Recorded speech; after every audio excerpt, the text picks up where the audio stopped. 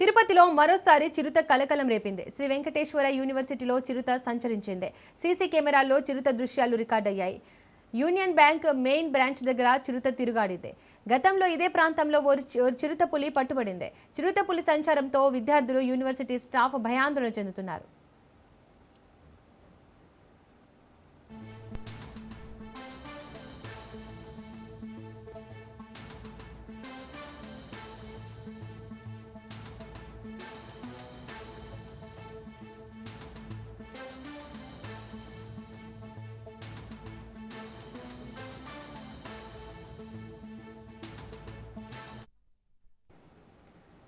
తిరుపతిలో మరోసారి చిరుత కలకలం రేపింది. శ్రీ వెంకటేశ్వర యూనివర్సిటీలో చిరుత సంచరించింది. సీసీ కెమెరాల్లో చిరుత దృశ్యాలు రికార్డయ్యాయి.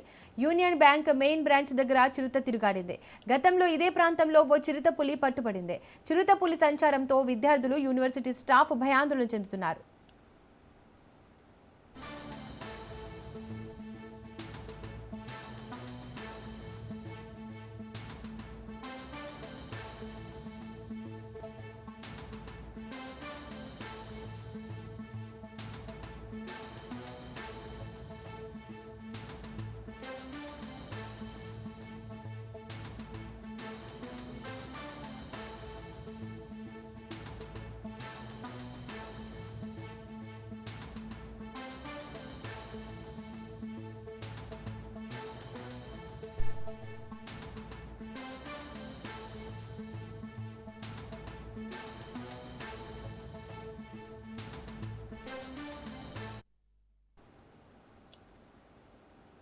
తిరుపతిలో మరోసారి చిరుత కలకలం రేపింది. శ్రీ వెంకటేశ్వర యూనివర్సిటీలో చిరుత సంచరించింది.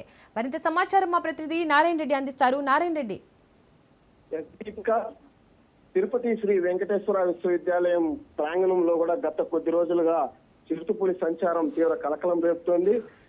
యూనివర్సిటీ ప్రాంగణంలోని పరిపాలనా భవనం వెనుక వైపు ఉన్న క్యాంటీన్ పక్కనున్న యూనియన్ బ్యాంకు పరిసర ప్రాంతాల్లో కూడా 2 రోజుల క్రితం ఒక చిరుత సంచారం ఉన్నట్లు కూడా ఆ సీసీ కెమెరా ఫుటేజ్ ద్వారా కూడా యూనివర్సిటీ అధికారులు గుర్తించారు. దీనిపైన కూడా ఇప్పటికే అటు ఫారెస్ట్ అధికారులు కూడా చెప్పడం జరిగింది.